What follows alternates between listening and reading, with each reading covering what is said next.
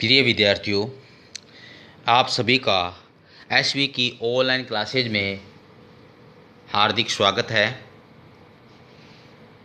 आज हम class 9th subject Sanskrit सेमुसी प्रथमो भागे में लेसन फॉर चतुर्थ पाठ है, अर्थात चतुर्थ पाठ है कल्पतरु पाठ को पढ़ेंगे।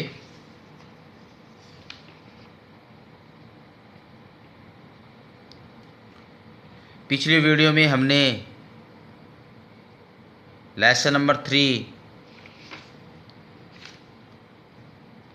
पिछली वीडियो में हमने शब्द रूप सर्वनाम शब्दों को किया था। तो मैं ऐसा करता हूँ कि सभी बच्चों ने वो संस्कृत व्याकरण वाला गृह कार्य सभी ने पूरा कर लिया होगा। आज हम लेसन नंबर 4 को रीड कर रहे हैं। तो लेसन का नाम है कल्पतरु यानी कल्प वृक्ष। इस पाठ के बारे में पढ़ेंगे। देखो, प्रस्तुतो अयं पाठ वेताल पंचविंशति इति प्रसिद्ध कथा संग्रहात् संपादनं कृत्वा संगृहीतो अस्ति।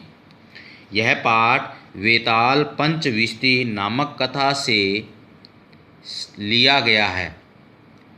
अतः मनोरंजक घटनाभि विस्मयकारभि घटनाभिश्च जीवन मूल्यानां निरूपण वर्तते, जिसमें मनोरंजक एवं आश्चर्यजनक घटनाओं के माध्यम से जीवन मूल्यों का निरूपण किया गया है। अस्याम कथाया पूर्वकालात् एवं गृहो उद्याने स्थित कल्पवृक्षेण जीमूतवाहन लौकिक पदार्थानां न याचते।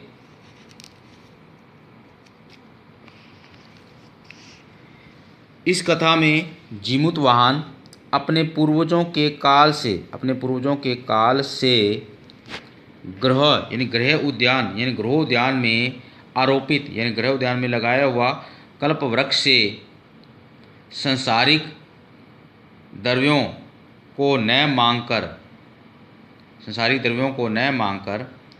अपितु से सांसारिक प्राणिनां दुखानि अपकारणाय वरम याते।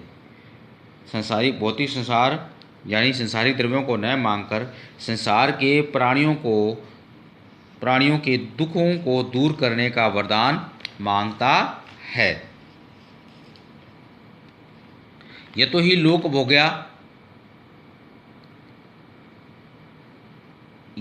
लोक भोग्या भौतिक पदार्था जल तरंगवद्य अनित्य सन्ति। अस्मिन् संसारे केवल परोपकार एवं सर्वोत्कृष्टं चिरस्थायी तत्त्वम् अस्ति। क्योंकि लोक भोग्या भौतिक पदार्थ, क्योंकि संसार में धन तो पानी की लहर के समान चंचल है और अनित्य है और अनश्वर है। अस्मिन् संसारे केवल परोपकार एवं इस संसार में केवल परोपकार ही संसार का सर्वोत्कृष्ट और चिरस्थायी तत्व है। तो इस पाठ का पहला पैरा यहाँ पढ़ रहे हैं। अस्ति हिमवान नाम है सर्वरत्न भूमि नगेंद्र है। सर्वभूमि नगेंद्र, हिमवान का अर्थ मतलब हिमालय और नगेंद्र का मतलब पर्वतों का राजा, यानी पृथ्वी पर सर्वरत्न स्वरूप पर्वतराज हिमालय है। तस्य सानो तय शिखर के या चोटी के उसकी चोटी के ऊपर विभाति कंचनपुर नाम है नगरम, यानी उसकी चोटी के ऊपर कंचनपुर नाम का नगर सुशोभित होता है। नाम का नगर सुशोभित होता है, विभाति में सुशोभित होता है। तत्र जीमूत केतु इति श्रीमान विद्याधरपति वसति समय, वहाँ जीमूत केतु श्रीमान विद्याधर पति रहते थे। तस्यो गृहोद्याने कुल क्रमांकृत कल्पतरु स्थित है। कुल क्रमांकृत होता है कुल परंपरा से प्राप्त हुआ, यानी उसके घर के बाग में कुल परंपरा से प्राप्त कल्पतरु स्थित था। स राजा जीमूत केतु तम कल्पतरुम आराध्यम तत्प्रसादम च बोधि सत्वांसं संभवम जीमूतवाहन नामक पुत्रम प्राप्नोति। यानी उस राजा जीमूत केतु ने उस कल्पतरु वृक्ष की आराधना करके तत्प्रसाद और उसकी कृपा से बोधिसत्व के अंश से बोधिसत्व के अंश से उत्पन्न जीमूतवाहन नामक पुत्र प्राप्त किया। स जीमूतवाहन महान दानवीर सर्वभूतानां कंपी च अभवत्। वह जीमूतवाहन महान दानवीर और सर्वभूत सब प्राणियों पर दया करने वाला हुआ। तस्य गुणे प्रश्न सब सचिवेश्च प्रेरित राजा कालेन संप्राप्त यौवनम तम यौवराज्ये अभिषिक्तवान। यौवराज होता है युवराज के पद पर, उसके गुणों से प्रसन्न और अपने मंत्रियों से सचिव मंत्रियों और अपने मंत्रियों से प्रेरित राजा ने समय से ही यौवन प्राप्त कर उसको युवराज पद पर अभिषेकित कर दिया। अर्थात उसे युवराज पद पर अभिषिक्त कर दिया। कदाचित हितेशिनी पितृमंत्रिण यौवराज्ये स्थित तम जीमूतवान उक्तवन्तः। युवराज स्थित क्या है? युवराज कदाचित हितेशिन पितृमंत्रिण यौवराज्ये स्थित तम जीमूतवान, यानी युवराज पद पर स्थित वह जीमूतवान कभी भी हित चाहने वाले पिता और मंत्रियों द्वारा कहा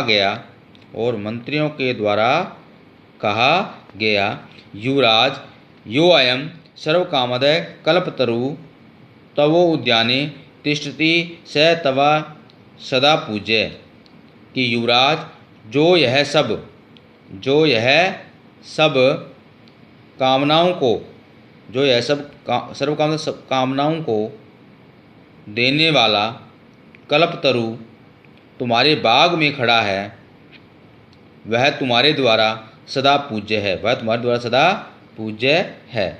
अस्मिने अनुकूले स्थिते सती शक्रो अपि शक्रमिश इंद्र भी असमान बांधने में न सकने समर्थ नहीं है।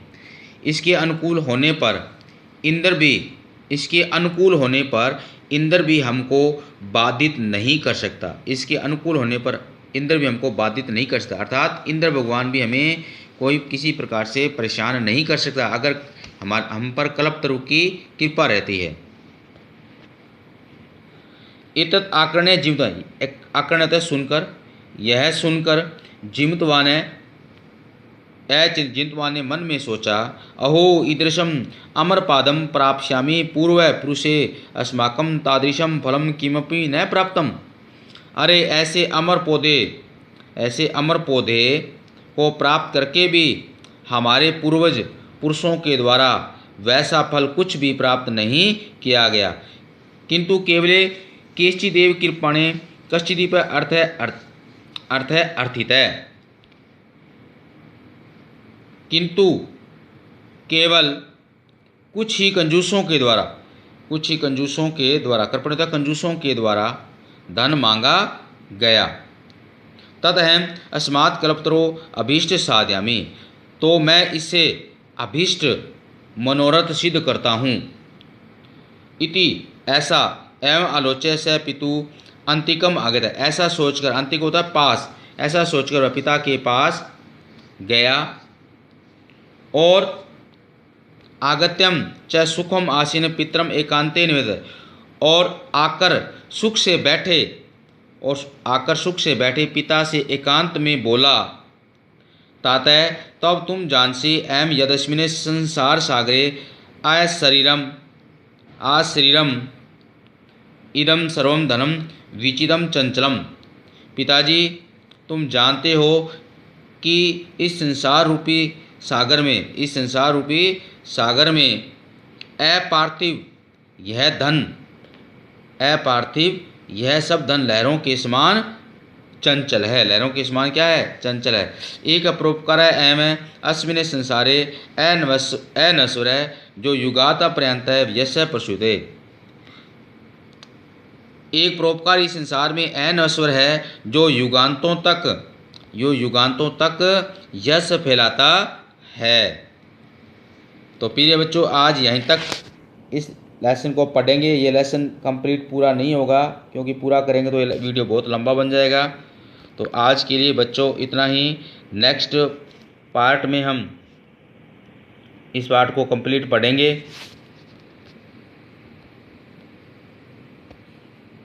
धन्यवाद।